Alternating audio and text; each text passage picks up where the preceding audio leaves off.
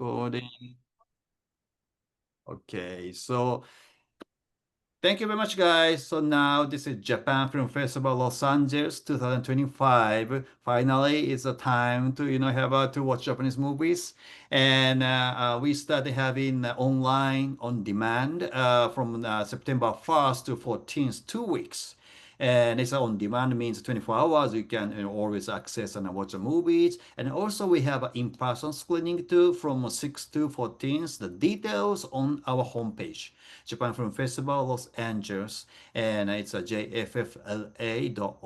That's the homepage address, and please go check it and please follow what's going on.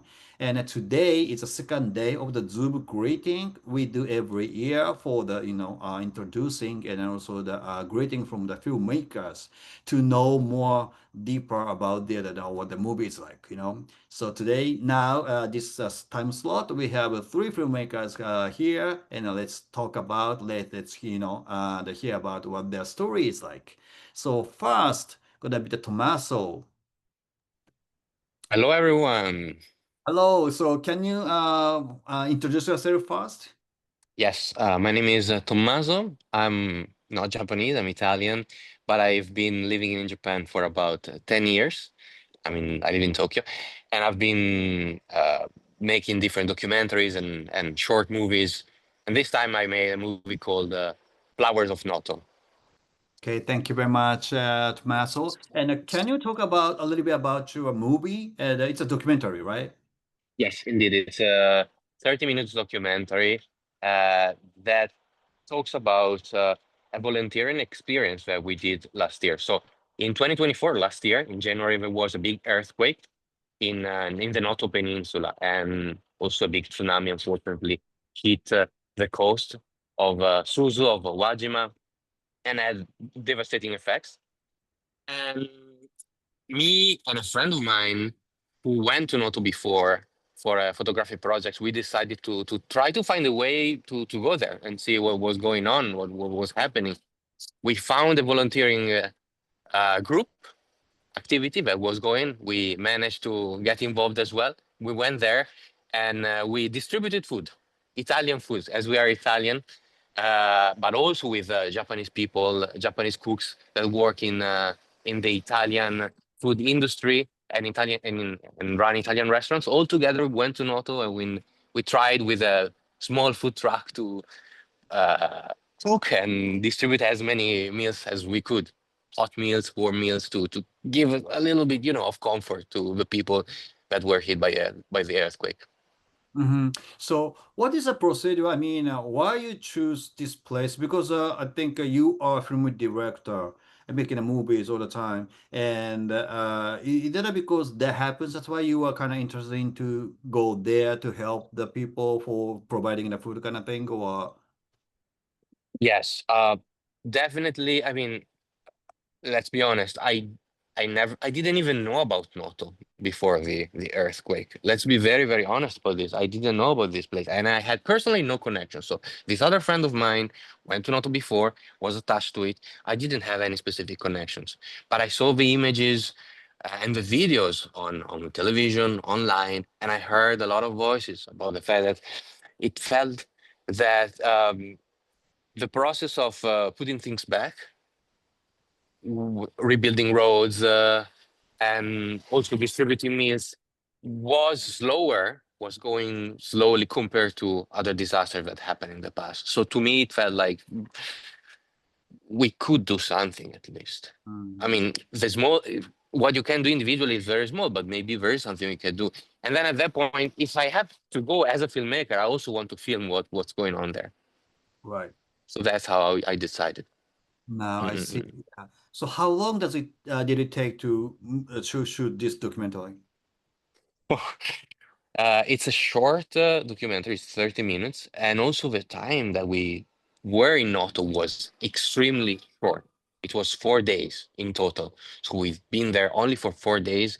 It, very intense experience, and I think that's also something that you'll probably perceive watching the movie. The Mm. feeling of not really knowing what's going on, and uh, and learning that also for sure we did watch videos on the television, but going there.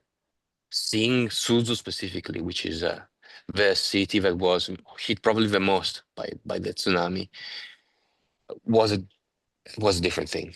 Being there, and Mm, it was scary, really scary for me at mm. least.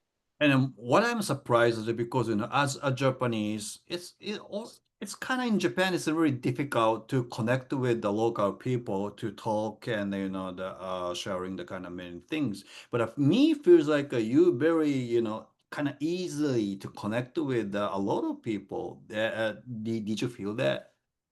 Yeah, I feel that as well, and I don't know if it's because I'm not Japanese. I don't know if I that's there's any relationship with that. Of course, I do believe, however, that this is a movie that paradoxically could have been made only by a non-Japanese, I think. And not because it's non-Japanese people have a different eye or a different perspective. It's not just about that, I think. I think, unfortunately, it's a lot about self-censorship. So this movie, even though it's about an experience in an area that was devastated by an earthquake, and even though it's about a volunteering activity, there are a lot of quirky moments, funny scenes as well. You laugh a little bit. Of course, you cry also at the same time, but it's not one of those. It's yes, it's depressing, but it's also like sometimes you laugh because that's life. And I Right. think one of the reasons we were able to connect maybe was also part of that our not even trying to hide the fact that sometimes if people were smiling in front of us, we also were smiling back, and that's I think part of what volunteering is should be. It's of course about distributing meals, rebuilding roads, and all these things, but it's also like if you can bring a little bit second of smile, that's good. And I think Japanese people did that as well, connected very well as well. Obviously, it's harder, I think, to film yourself and put that in a documentary or in a movie and show that to other people because sometimes you can be judged negatively because it's weird, but because you're smiling in a place where you're not supposed to smile. But the Yeah. truth is you should smile there. Right. Yeah, that's kind of, for Japanese people, it's a culturally, we kind of try, it's kind of hard to smile if there's, those kind of things that what happened over there. But my question is, what is the difficulty while you're shooting? Is there any you experiencing some difficulty or like something you like a memorable, like, remember the moments or something? Can you share that with us? Yeah, yeah. The thing that hit me the hardest was so we went to Suzu and we were to an area of Suzu that was really like torn down, like like strongly devastated by the tsunami. And where I was when I was there, in the moment I was there, it felt like being in a dystopian movie. It didn't feel real. And like I don't again, it's a paradox, but when you're there, like I wasn't sad necessarily. It was like, what is going on? What this is not real. I like it was as if my mind was trying to take me distance from where I was. It was a detachment was created by myself because it was so scary. And after a couple of hours, I was in the car. We were driving to another area, and I started. I realized that no, that's not a movie. That is reality. That a whole city that's not there anymore, and people lost their lives and their homes, and th- it was so hard, especially considering that I'm not even from there. Right. Like that was crazy for me. That was the hardest moment for sure. Not so much seeing the things, but remembering what happened. Mm, And then in the editing, re-watching the same scenes again and again and again and again and again. For for weeks when I was editing, I had nightmares about it. mm. Yeah, thank you for your sharing. And so now is the time. So could you give us the audience who's gonna watch your movie? Please give them a message from the director's perspective or like as a director. Okay. So Japan has given me so much over 10 years that I've been living here. And I wanted to give something back, just a little bit maybe. It's not much. But with volunteering activities like this one here, first of all, you have a lot of fun. That's the truth. You cry a lot as well, but there's something you get joy out of it. Maybe fun is not the right word, but you definitely get joy. And I think this movie somehow can transmit, can communicate this quite well. Uh, so please watch it. Feel free to laugh a little bit, because you can laugh for sure. And believe me, it's volunteering is an incredible activity. It's really amazing. Gotcha. All right. Thank you very much. Thank Thank you. you. Yeah. So the next movie I want to introduce Julie. Are you ready? Sure. All right. Yes. So now, so first, can you introduce yourself first? Sure. Yeah. My name is Julie Bayer Salzman. I live in Los Angeles, and I am the director, the producer, and the editor of Broken and Beautiful, which is a 24-minute short documentary about a woman whose daughter was killed in a mass shooting and how she was able to put her life back together again and find beauty in life. And we weave the art of kintsugi throughout the film as a metaphor for repairing a broken heart. Mm-hmm.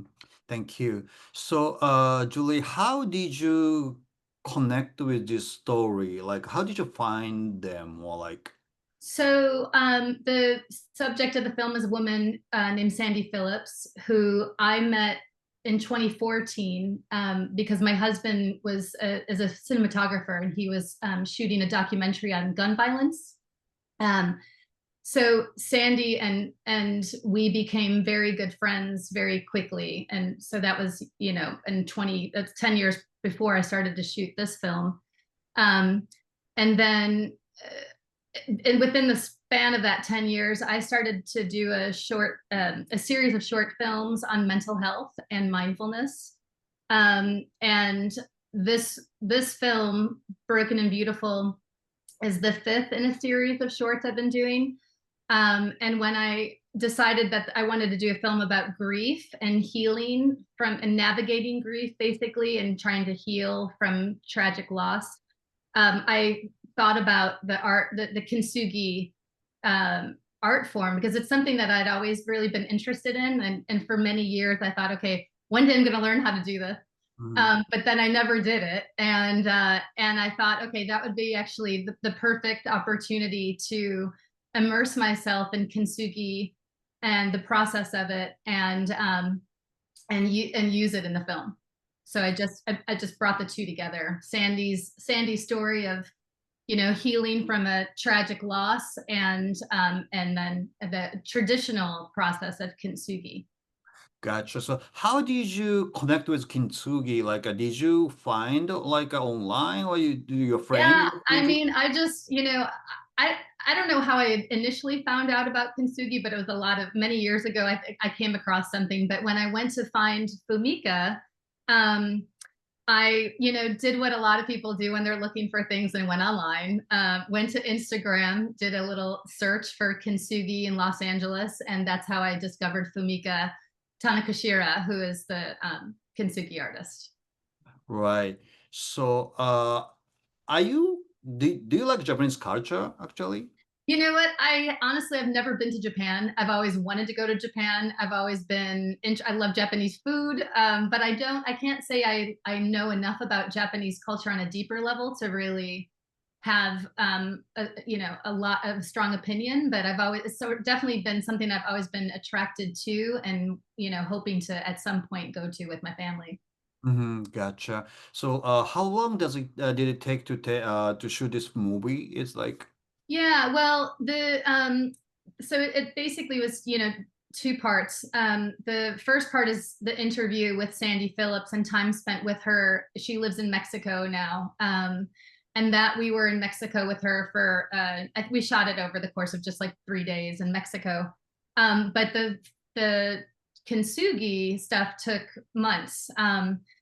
As you may or may not know, kintsugi is, to do it in a traditional Japanese method, it's like 6 or 7 different steps, and each step is about anywhere between like 2 to 3 weeks after the previous step. So we had to wait, we did the first step, and then we had to wait 2 weeks, and then do the second step and wait another 2 weeks and do the third step, because it's a very a very specific process with the alchemy of the materials. And so it took, I think we started to film in May, and I believe we finished in September of 2024.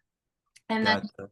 editing and all of that. So I think by the time we were done editing, it was November, and with music and everything.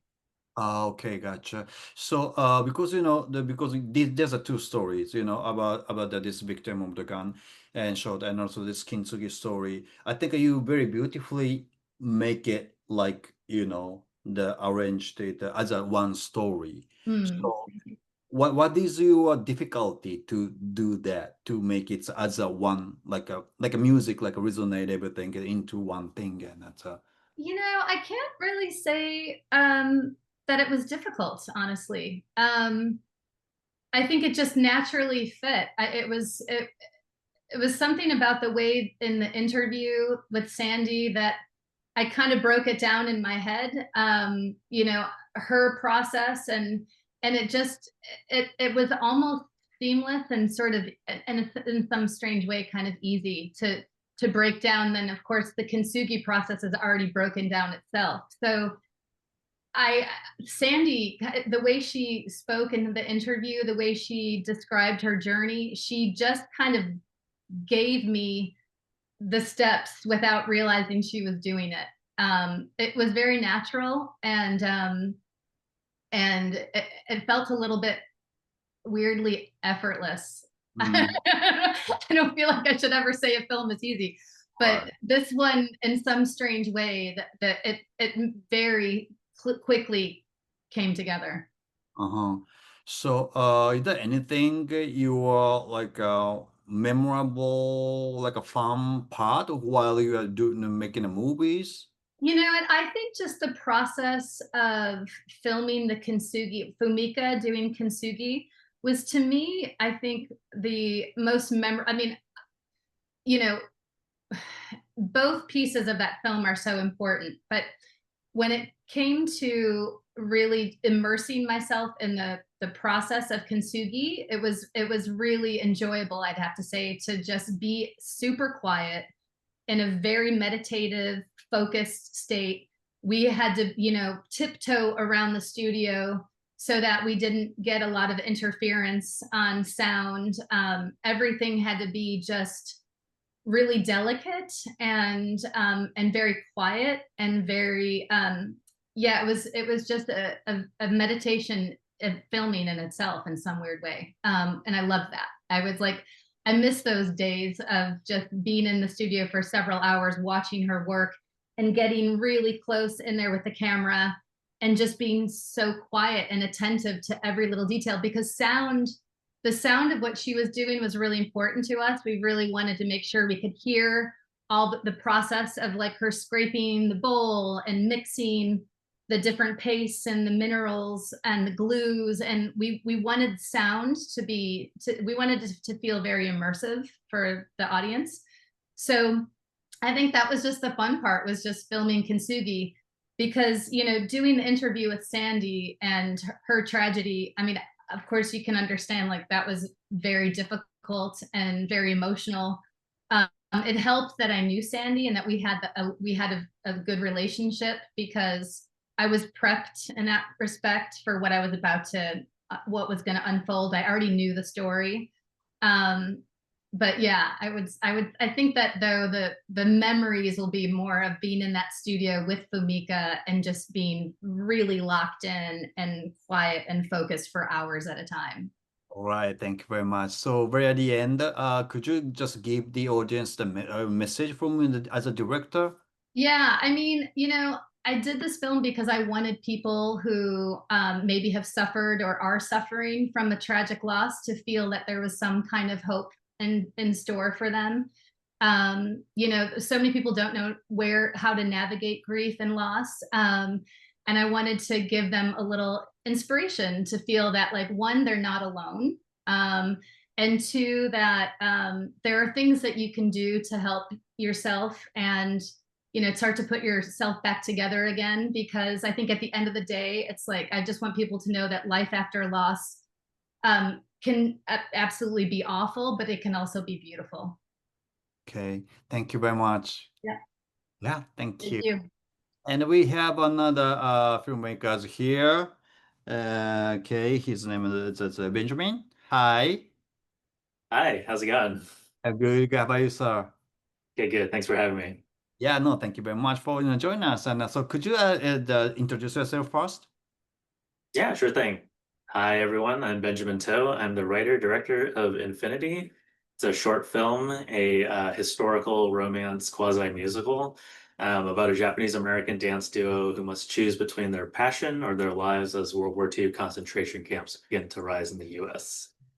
Okay, thank you. Now you're talking about a little bit your movies already, but still I want to hear about the what comes this idea, this story from? Like, does some inspiring like the actual event or story is there, or like Yeah, appreciate the question. So I came across this story in my textbook actually when I was in college. I was taking Asian American Studies at Cal State Fullerton. Came across this account of a real life Japanese American couple who were also a dance duo, Dorothy Toy and Paul Wing.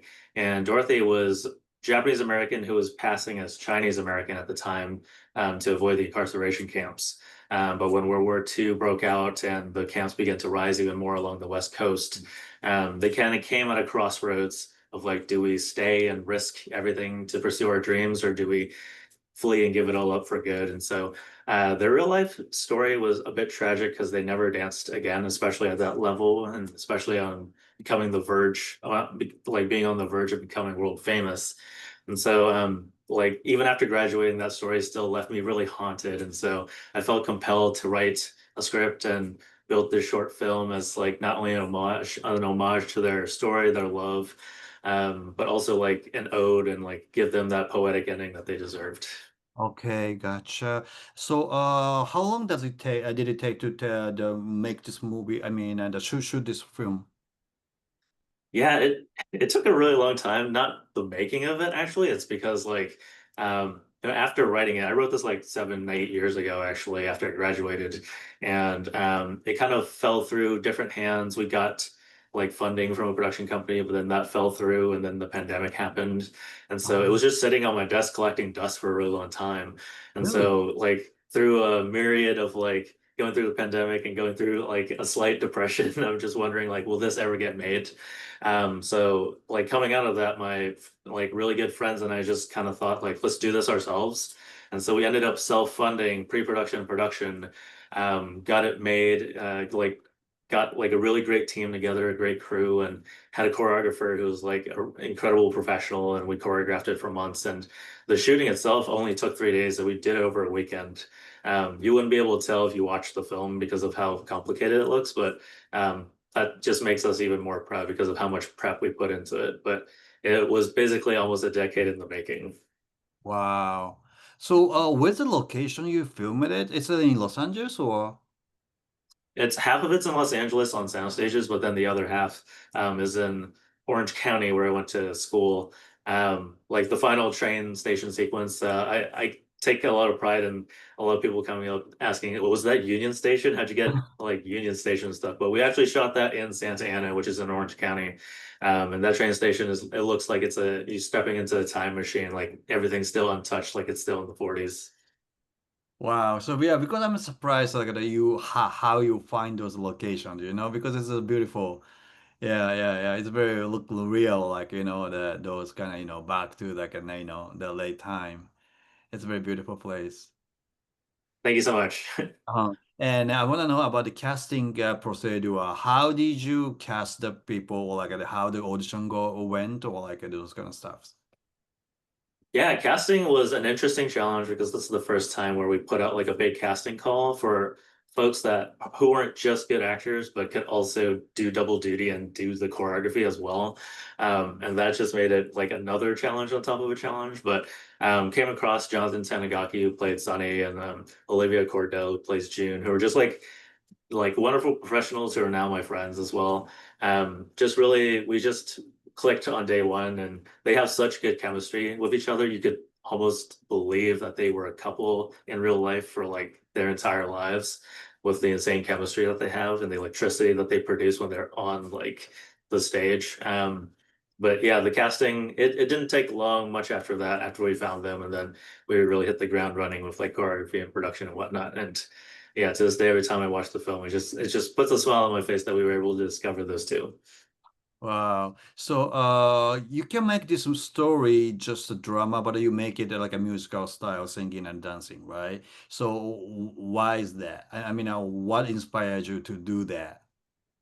Yeah, absolutely. This is a great question because I think the film serves as half an homage to Dorothy and Paul's story and their love, but also like half of it is also my love growing up watching musicals with my late father. Really loved like Singing in the Rain, Sound of Music, and American in Paris. Those films were actually deeply and directly influential to the making of Infinity, with how we hand sewed our costumes and hand painted like the backdrops, like it's a 20th century MGM like musical, just like the golden years of Hollywood, how they used to do it. And so we did everything very practically and we did everything handmade. And that's like an homage to kind of like how movies were used to made, at least the movies that we loved growing up. Wow. And I also liked the the wardrobes, the clothes. And is there any like the historically you selected that one or like? Yeah, so I have to give major props to our costume designer, Molly Martin, who won awards for this film just for her costume itself. And I couldn't believe how much she was able to make in such a short span of time because she was one of the last crew members to join us.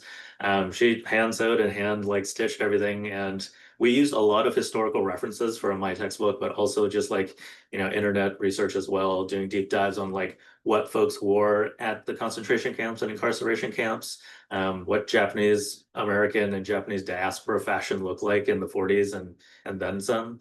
And what like golden age Hollywood actors wore at the same time too, and how they did their hair and makeup. And we kind of like use a confluence of all those things to kind of create our characters. Because like our characters are the way they are in the world the way they are because like of how it's dressed up, and major credit to our costume designer Molly. Wow, that's great. So, very at the end, could you give us, the message to the audience who's gonna watch our movies now? Yes, absolutely. First of all, like thank you for watching our film, and thank you to the Japanese Film Festival of Los Angeles for honoring and selecting our film. Um, just after watching this, I hope the audience is able to walk away knowing a little bit more about Asian American history, but also craving more Asian American and Asian diasporic art, especially art that has something important to say, and films that are handcrafted and made with practical effects like they used to be. My team and I wanted to make something timeless, and we wanted to carry on that tradition of art making that honored like the people who came before us, the pioneers and the artists who paved the way for us to create today. So yeah, that's Infinity. Hope you enjoy it. Okay, thank you very much.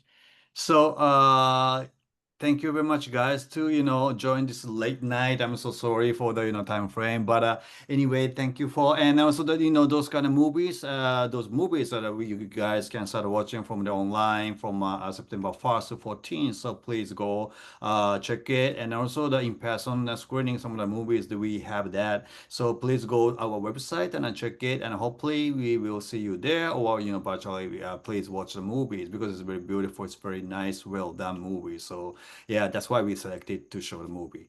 But anyway, and please keep and making the movies, and also thank you very much for you guys have an interest to Japanese cultures, traditional kind of things, and I really appreciate that.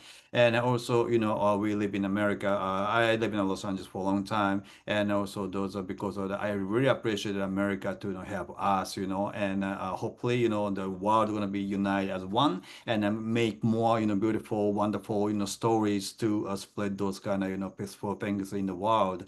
But anyway, thank you guys, and I hope to see you soon. Okay, guys? Thank you very much. Yeah, thank Thank you you. very much. Thank you so much. Thank you. This Mr. Oh, Ikeda, do you have time to hang back?